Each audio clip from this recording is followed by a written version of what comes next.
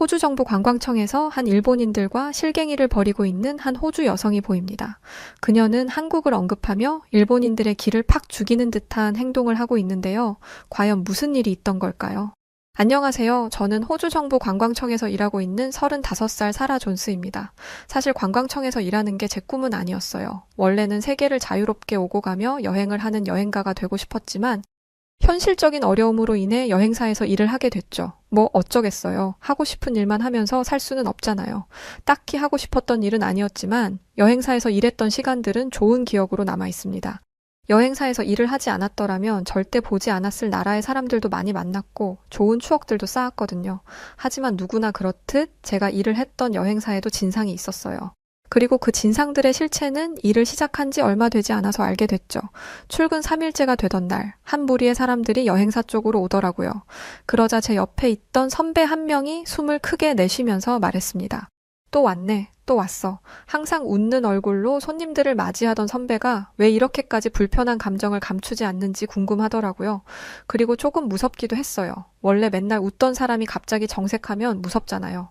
손님이 여행사 문을 열고 들어온 순간 선배는 여느 때와 같이 영업용 미소를 띠며 친절하게 인사했습니다. 안녕하세요. 무엇을 도와드릴까요? 편의를 위해 한국어로 번역을 했을 뿐 앞으로의 모든 이야기는 영어로 진행됐습니다. 선배의 인사를 들은 손님들은 자신들 나라의 언어로 뭐라 이야기를 했어요. 당시 저는 영어, 스페인어만 알았지 다른 나라의 언어에 대해서는 잘 알지 못했습니다. 그래서 그게 한국어인 줄 알았어요. 그래서 순간 선배가 한국 손님들은 다 괜찮다고 했는데 왜 이렇게 불편한 표정을 짓고 있는 거지? 라고 생각했죠. 제가 왜 손님들의 언어를 당연히 한국어라고 생각했냐면 저희 여행사에서 제공하는 아시아계 언어는 한국어밖에 없거든요. 다른 여행사라면 모르지만 저희 여행사는 아시아에서 오는 손님은 오로지 한국인들만 받겠다면서 과감하게 영어, 스페인어, 한국어로만 서비스를 진행했습니다. 그리고 이건 여행사 문 앞에 대문짝만 하게 적혀 있어요. 눈이 보이는 사람이라면 못 보고 지나칠 수가 없죠. 그리고 혹시 영어를 못 읽을까봐 한국어, 스페인 국기에 동그라미를 그린 아이콘도 함께 붙여놨습니다. 이렇게 철저하게 우리는 한국인만 받습니다를 공지해 놨으니 그 손님들이 한국인일 거라고 생각하는 게 무리는 아니죠. 그런데 조금 이상했어요. 한국인 손님이라면 옆에 있던 한국인 가능자 직원이 나서야 했는데 그 직원도 고개를 절레절레 흔들면서 모니터에 집중했거든요. 그 자리에 있던 직원들 모두가 정말 이 악물고 손님들 쪽은 보지 않고 있었어요. 걸리면 큰일 난다. 걸리면 큰일 난다. 모르는 척하자. 라는 생각이 제 귀에 들리는 것만 같았죠. 그런데 그 순간 손님들의 시선이 저에게 꽂혔습니다. 그러면서 제 앞 테이블을 쾅쾅 치면서 뭐라고 하는 거예요. 선배와 말이 통하지 않는 것 같으니까 저에게 얘기를 한 건데 저는 영어로 죄송하지만 무슨 말씀을 하시는 건지 이해할 수가 없습니다. 라고 대답했어요. 차라리 번역기라도 쓰면 좋을 텐데 좋은 핸드폰 두고 끝까지 자기 나라 언어만 얘기하더라고요. 그 손님들은 한국어, 스페인어, 영어밖에 안 된다고 대문짝만 하게 써붙여 놓은 가게에 굳이 들어와서는 자기들 언어가 통하지 않는다고 가슴을 쾅쾅 치며 돌아갔습니다. 선배는 한숨을 푹 쉬면서 의자에 푹 주저앉았어요. 저는 선배에게 대체 어느 나라 사람이에요? 라고 물었죠. 그런데 선배에게서 나온 대답을 듣고는 정말 깜짝 놀랐어요. 일본인이야. 일본인이라니 제가 놀란 데는 다 이유가 있었어요. 저는 원래 여행가가 꿈이었잖아요. 제가 아시아 여행을 가게 된다면 가장 먼저 가고 싶었던 나라가 일본이었습니다. 일본 특유의 차분하고 아기자기한 모습이 제 상상력과 호기심을 자극했거든요.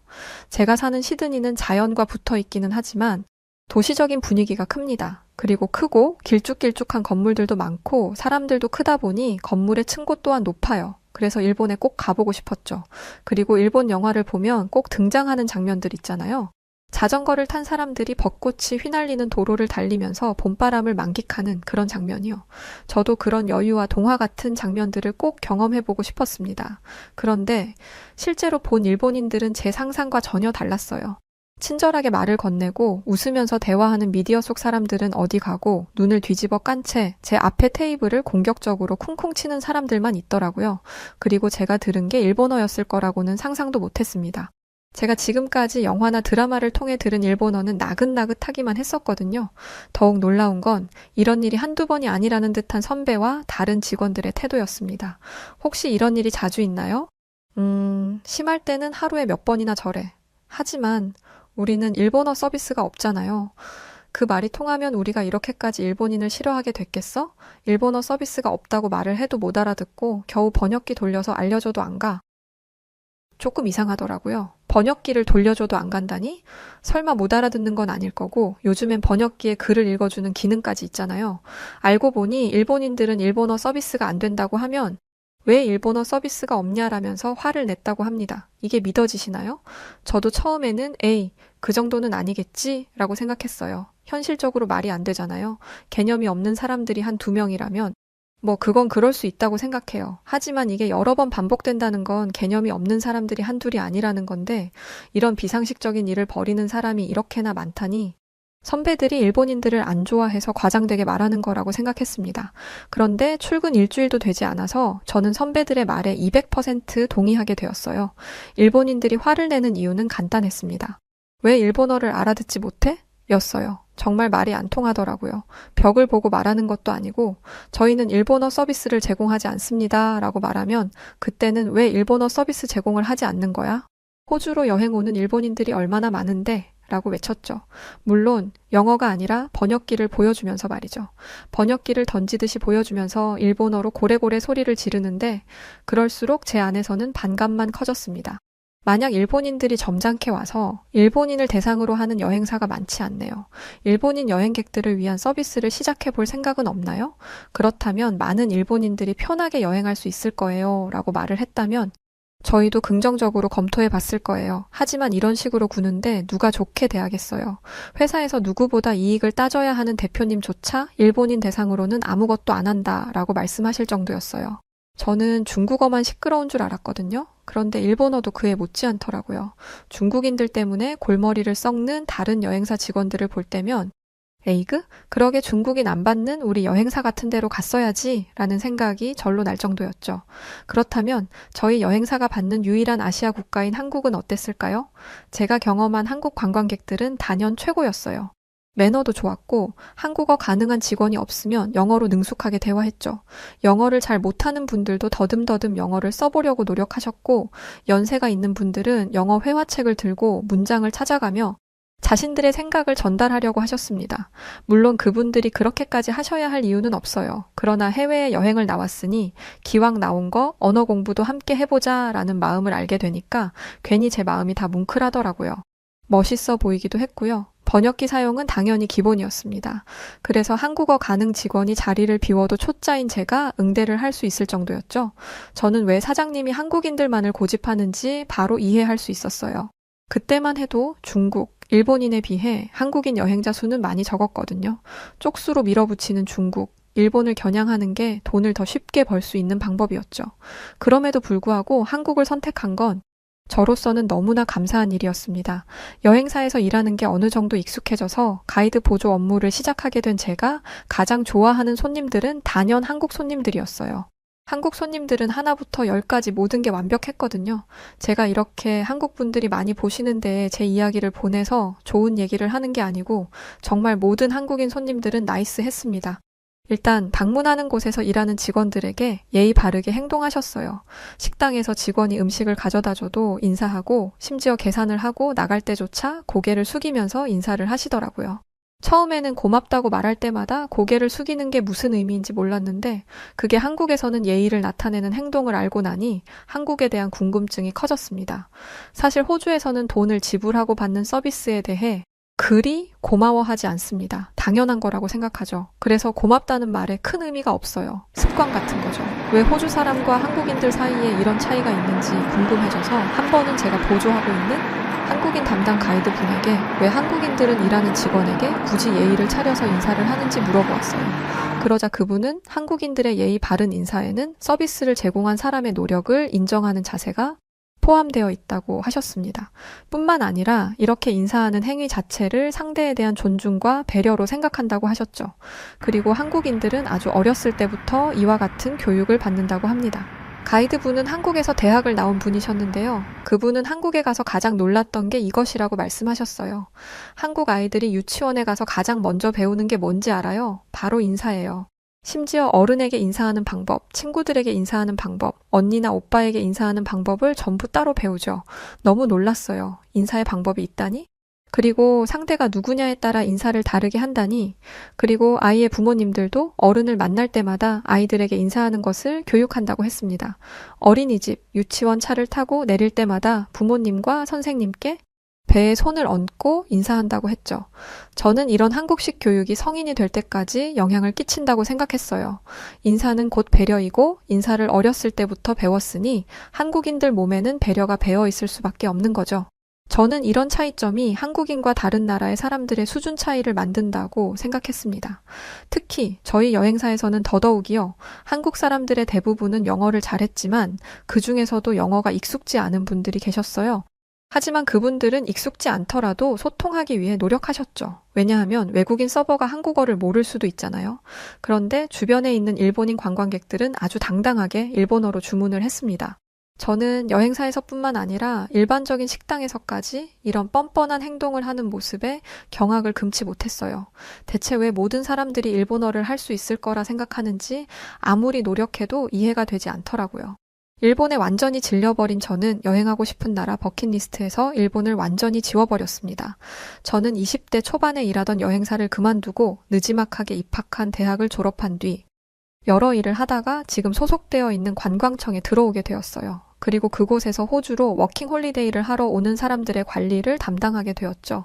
그리고 그 나라 중 하나가 일본이었습니다. 이미 워낙 오랜 시간이 지났던 터라 일본에 대한 감정이 어느 정도 희석된 게 있었고, 아직도 그렇겠어? 라는 생각이 들었어요. 시간이 오래 흘렀다 보니 영어 공부에 관심이 없었던 일본인들도 영어의 필요성에 대해 알게 되었을 수도 있잖아요. 하지만 이것은 저만의 큰 착각이었습니다. 일본은 여전했어요.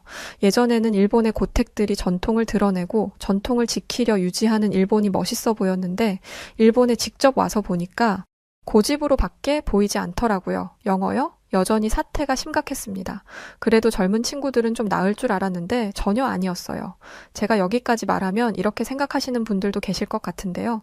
왜 일본에 가서 영어를 찾아? 호주에서 일본어 하던 일본인을 욕하는 것과 다를 바 없잖아? 맞아요. 그 나라에 가면 최대한 그 나라의 말을 할 수 있도록 노력해야죠. 하지만 앞서 말씀드렸듯 제가 소속된 곳은 호주의 정부 관광청이었으며 제가 맡은 일은 워킹 홀리데이 프로젝트 매니저였어요. 즉 호주로 워킹 홀리데이를 오려고 하는 일본인들을 상대하기 위해 일본을 간 것이었죠. 그렇다는 건 영어를 사용할 줄 아는 일본인들을 만나야 하는 상황이었다는 것입니다. 다시 앞으로 돌아가서 일본의 상황은 예전과 비슷했습니다. 심지어 해외 미디어를 더 많이 접했을 일본의 젊은 층들마저도 영어를 못하더라고요. 영어 실력이 부족하다 수준이 아니라 영어를 아예 못했습니다. 한마디도 못하고 도망치는 사람들도 많았죠. 그 와중에 저는 영어를 못해요라는 말은 열심히 배웠는지 제가 가까이만 가려고 하면 저 말만 하고 도망치듯 사라지더라고요. 물론 일반인들이 다니는 곳에서 이러는 건 이해했어요. 하지만 워킹 홀리데이를 가려고 준비하는 사람들의 영어 실력이 형편없으면 안 되잖아요. 물론 영어를 현지인처럼 유창하게 하는 사람들만 워킹 홀리데이를 올 수 있는 건 아니에요. 영어를 잘하는 사람들보다 할 수 있는 일이 제한되기는 하지만요. 그래도 이 사람들은 적어도 기본적인 의사소통은 됩니다. 안 되면 준비를 해서 오고요. 그런데 제가 직접 가서 본 워킹 홀리데이를 준비하는 일본인들은 아니었어요. 정말 과장 하나도 안 하고 다들 어떻게든 되겠지라는 생각을 하더라고요. 게다가 거기도 일본어 하는 사람 있겠죠 라는 말을 하는 사람까지 있었습니다.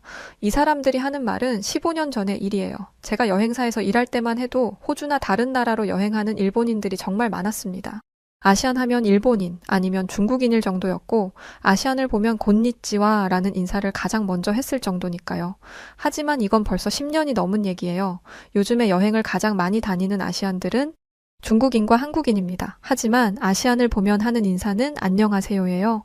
중국인 관광객들이 많은 이유는 인구가 많기 때문이고 인구 대비 관광객 수를 비교하면 한국인이 더 많지 않을까 생각합니다. 그런데 일본은 여기서 완전히 제외되었어요. 일본인들은 돈이 없어서 여행을 다니지 못합니다.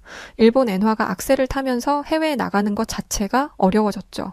제가 대학을 다닐 때만 해도 일본어를 공부하는 학생들도 있었고 일본어 강의도 있었는데 이번에 제가 다니던 대학으로 세미나를 가서 보니 일본어 학과는 완전히 사라졌더라고요.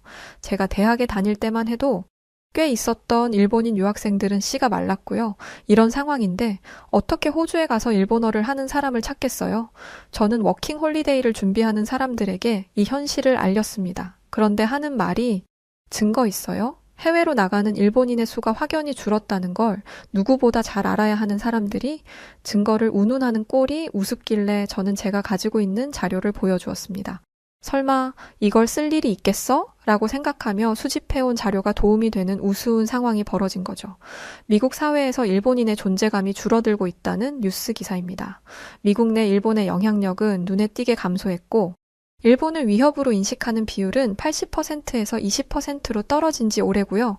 하버드 대학의 경우 일본인 학생의 수가 한 자릿수로 줄었고 일본어 학습에 대한 관심도도 5분의 1 수준으로 내려갔습니다. 당연히 미국 대학에서 일본어를 가르치는 교수직이 줄어들었다는 거고요. 그랬더니 하는 말이 그건 미국이지 호주는 다를 거라는 거였어요. 저는 한숨을 푹 쉬었습니다. 일본인이 가장 많이 거주하고 방문했을 나라가 어디라고 생각하십니까? 단연 미국입니다. 그리고 미국은 어딜 가나 전 세계의 평균치를 나타내는 국가예요. 무엇보다 호주 상황은 다를 거라고 했죠?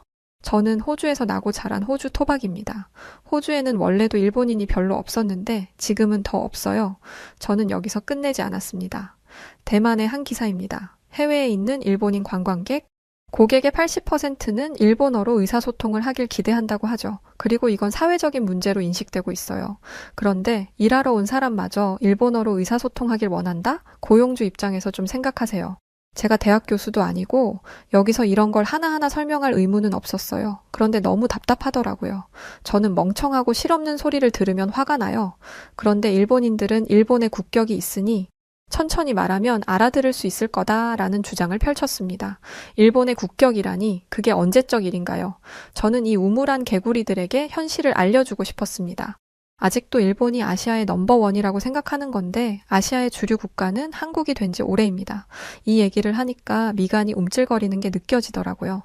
10여 년 전에도 한국인들은 유창한 영어 실력을 가지고 있었고 영어 실력이 부족하더라도 그것을 극복하려는 노력을 보여주었어요. 그리고 이런 노력을 통해 한국인들의 영어 실력은 더욱 상승했고 요즘엔 워킹홀리데이로 호주를 찾는 한국인들 대부분이 원어민 수준의 영어를 구사한다는 겁니다. 게다가 그들은 한 번도 해외에 나와 본 적 없는 사람들이에요. 이 얘기를 하니까 자기들끼리 수근덕거리더라고요. 그러면서 분명 영어를 한마디도 못하는 사람들이 있을 거라고 얘기를 했습니다. 네, 그런 사람들도 있죠. 하지만 저희가 고용주들을 대상으로 조사한 데 따르면 한국인들은 언어의 장벽을 극복하기 위해 꾸준히 노력하고 있었습니다. 이런 모습이 고용주들에게 인식이 되니 고용주들은 영어를 못해도 한국인이라면 일단 뽑자라는 생각을 하게 되는 거죠. 그에 반해 일본인들은 어떤 인식인지 아십니까? 일본인들은 아직도 뭐가 뭔지 이해를 못하고 멀뚱히 저만 바라보고 있었어요. 저는 이제서야 일본인들의 이 답답하고 오만한 모습에 위기감을 느낀 이유를 제대로 밝히게 되었습니다. 저는 한 가지 뉴스를 보여주었는데요. 그 뉴스는 호주의 브리즈번의 무료 급식소에서 음식을 받아가고 있는 일본인들의 모습이었습니다. 워킹 홀리데이를 왔는데 일자리에서 모두 잘려 음식을 살 돈이 없어진 거죠. 요즘 무료 급식소를 방문하는 사람들 중 대부분은 일본인이라고 합니다. 이게 일본의 현실입니다. 호주 사람들이 일본의 국격을 판단하는 기준은 호주에 나와 있는 일본인의 모습이에요. 호주 사람들 입장에서 일본은 언어도 안 되면서 노력도 안 하는 직원입니다. 그에 반해 한국은 여기 보이시나요? 제가 짚은 곳에는 무료급식소에서 봉사하고 있는 한 동양인이었습니다. 그 사람은 한국인이었어요.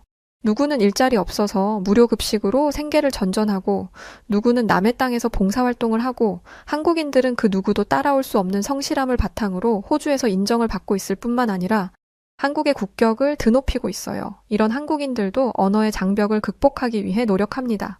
그런데 당신은 대체 뭡니까? 제가 한 말에는 일말의 과장도 없었어요. 제가 한국을 더 좋아하기 때문에 한국을 일부러 좋게 말한 것도 아닙니다. 저는 일본에서 있는 워킹홀리데이 설명회를 마치면 한국으로 가게 될 예정이었습니다. 그래서 일본과 한국에서 온 사람들의 실상을 조사했었는데 그 결과 알게 된 것들이에요. 제 말에 거짓은 하나도 없었지만 제 앞에 있는 일본인들의 눈빛은 마치 저를 거짓말쟁이로 보는 듯 했습니다. 그때 20대 초반에 겪었던 일본인 관광객들이 생각났습니다. 독선적이고 거만했던 그 모습이 말이죠. 저는 더 이상 그곳에 남아있을 필요성을 못 느꼈고 설명회에서 나왔습니다. 그리고 일본인들에 대한 심사를 강화해야겠다고 생각했어요. 호주로 오는 사람들의 수가 워낙 많아졌다 보니 지금도 심사가 까다로운 편인데 더 까다롭게 해야겠다고 결정한 거죠. 앞서 언급했듯이 일본에서 온 사람들은 무료 급식소가 없으면 생활이 안 될 정도로 골칫덩어리거든요. 이러다가 불법 체류라도 할까 걱정될 정도입니다. 그러면서 대신 한국에서 오는 사람들에 대한 규제를 완화시킬 수 있는 가능성에 대해 고민하게 되었어요. 그리고 그런 생각을 하며 한국으로 가게 되었죠. 제가 간 곳은 한국 대학생들을 대상으로 하는 곳이었는데요. 대학을 휴학한 학생들이 워킹 홀리데이를 가고 싶다며 설명회를 들으러 온 것이었어요. 저는 그곳에서 왜 굳이 호주에서 일을 하고 싶은지 이유를 듣게 되었습니다. 그리고 학생들의 대답은 제게 깊은 영감을 주었어요. 저는 미국으로 유학을 가고 싶은데 미국 유학 비용을 마련해 줄 만큼 집안 사정이 좋지 않아요. 누군가는 미국 학비가 너무 비싸니 그냥 포기하라고 하지만 저는 포기하고 싶지 않습니다. 그래서 한국에서 기계차 자격증을 땄고 그 자격증을 가지고 호주에서 일하고 싶어요. 실제로 호주에서 이런 기술을 가지고 있다면 남들보다 훨씬 많은 돈을 벌 수 있습니다. 그 학생은 2년 동안 일을 하면 얼마를 벌 거고 그 중에서 생활비를 얼마나 써야 할지도 계산해 두었더라고요. 또 다른 학생은 이렇게 얘기했습니다. 새로운 경험을 하고 싶은데 저를 성장시킬 수 있을 만한 경험을 하고 싶어요. 외국에 나가서 혼자 살며 일을 하는 게 쉬운 일이 아닌 것을 알매도 불구하고 워킹 홀리데이를 가고 싶은 이유는 그 과정에서 제가 성장할 수 있을 거라고 생각하기 때문입니다. 정말 어린 학생이 어떻게 이런 생각을 하는지 제 어린 시절과 비교되면서 너무 부끄럽더라고요. 그러면서 이 학생들이 공통적으로 이야기하는 것은 이거였어요. 한국인이라는 이름표를 달고 해외에 나갔을 때 한국의 국격을 훼손하지 않도록 열심히 일하겠다는 것이었죠. 앞서 만났던 일본 사람들과는 차원이 다른 생각이었어요. 일본인들은 현재 일본의 경제 상황이 좋지 않으니 임금이 2배 이상이나 되는 호주로 가서 돈이나 벌 거라는 생각이었습니다. 돈이 목적이 되는 것 좋죠. 하지만 그들은 임금 2배에 꽂혀 있을 뿐 어떻게 해야 하는가에는 관심이 없었어요. 반면에 한국의 21살짜리 학생은 어떻게 해야 하는지 그 방법 또한 구체적으로 알아보고 공부했죠. 두 사람 중 누구에게 기회를 줄 것이냐고 묻는다면 당연히 한국 학생 아니겠어요? 게다가 한국 학생들은 조국의 국격에 대한 책임감을 가지고 있었습니다. 한국이라는 나라와 같은 한국인이 욕을 먹지 않도록 행동을 바르게 해야 한다는 게 이 학생들의 기본적인 생각이었죠. 저는 이 학생들에게 한국인들이 어떤 존재인지는 호주의 모든 사람들이 알고 있으니 걱정하지 말아라 라고 말해주고 싶었어요. 하지만 학생들이 스스로 성장할 수 있는 기회를 주고 싶었기 때문에 입을 꾹 다물 수밖에 없었습니다. 하지만 여러분들께는 말씀드리고 싶어요. 한국인들이 일 잘한다는 건 모두가 알고 있는 사실입니다. 일단 성실함에 있어서는 따라올 사람들이 없어요. 호주의 고용자들이 입을 모아 불만을 토로하는 건 바로 성실성입니다. 시간 약속을 안 지키는 사람들이 대부분이고 이건 호주 사람마저 마찬가지예요. 하지만 한국인들은 일을 시작하기 10분 전에 와서 일할 준비를 하고 대기를 하고 있습니다. 이뿐만이 아니에요. 일머리가 좋아서 두 사람이 할 일을 한 사람이 척척하죠. 게다가 요령을 부리지 않고 자신이 해야 할 일이라면 꼭 해내고야 마는 근성마저도 있습니다. 그리고 요즘에는 하나 더 추가된 게 있어요. 한국의 문화 콘텐츠가 급부상하면서 한국에 대한 사람들의 인식 자체가 달라졌습니다. 잘생기고 예쁜 사람들만 사는 나라, 발전되고 세련된 나라 등 한국에서 왔다는 말만 하면 모두가 동경의 시선으로 바라보죠. 외국에서 일을 하러 왔다는 말을 하면 무시하거나 깔보는 경우가 있는데 한국은 전혀 아니에요. 와, 너 한국에서 왔어? 한국에 대해 물어봐도 돼? 라며 눈을 반짝이는 모습을 저도 여러 번 봤습니다. 일단 저만 해도 한국인이라고 하면 우선 긍정적인 생각부터 하니까요. 이렇기 때문에 한국 학생들에게 너무 걱정 말라고 이야기하고 싶었던 것입니다. 한국인이라는 사실만으로도 인정받을 것을 알고 있으니까요. 이렇게 적고 나니 한국인들이 부럽게 느껴지네요. 아직 저는 호주 사람이에요 라고 말한 것으로 한국인만큼의 호의를 이끌어낸 건 없거든요. 국격을 논하기 전에 호주의 국격부터 되돌아봐야겠다는 반성도 하게 됩니다. 요즘 전 세계가 한국을 긍정적으로 보고 있어요. 적어도 제가 살았던 호주에서는 한국이라는 국가의 인식 자체가 이렇죠. 그래서 한국인 분들에게 꼭 알려주고 싶었어요. 한국에서 태어난 여러분들은 존경받는 사람들입니다.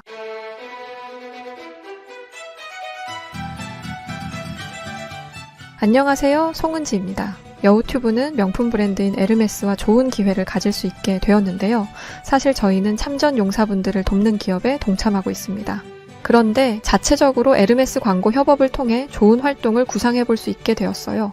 광고로 얻은 수익금은 모두 차곡차곡 모아서 매년 한 번 어려운 독거노인분들에게 후원하려고 합니다. 또한 기부되는 이름은 저희 여우튜브 멤버십에 등록해 주신 명단으로 기부될 예정에 있습니다. 이 제품은 1979년 아침 이슬로 촉촉하게 젖은 덤불 냄새에서 영감을 얻어 탄생한 프랑스와즈 카롱의 첫 번째 코롱, 오도렌지 베르테로 싱그러움이 한껏 강조된 독특한 스타일을 선보이며 에르메스의 상징적인 향으로 자리 잡은 제품인데요. 많은 중년의 여성분들과 남성분들께서 사용하시는 제품으로 인기가 많습니다. 오도렌지 베르테 샴푸 40mg, 오도렌지 베르테 헤어 컨디셔너 40mg, 오도렌지 베르테 퍼퓸솜 25g, 오도렌지 베르테 바디 샤워 젤 40mg, 오도렌지 베르테 바디로션 40mg까지 이 5가지 명품 에르메스 제품들이 모두 들어간 헤어 바디 세트를 구독자 여러분들을 위해 저렴한 가격으로 드리고 있습니다. 상품의 구매 링크는 댓글창 고정 댓글로 남겨드리니 참고해주세요. 감사합니다. 네, 오늘 사연 여기까지입니다. 와, 한국이 이렇게 해외에서 좋은 평가를 받고 있었다고 하니까 기분이 매우 좋은데요. 이런 소식을 전해주셔서 고맙습니다. 자, 그럼 오늘 사연 어떻게 들으셨나요? 사연이 좋으셨다면 구독과 좋아요 부탁드리고요. 그럼 지금까지 저는 여우튜브 송은지였습니다. 더 유쾌한 영상으로 찾아뵐게요. 영상 끝까지 시청해주셔서 진심으로 감사합니다. 그리고 구독자분들 모두 사랑합니다. 당신만의 여우튜브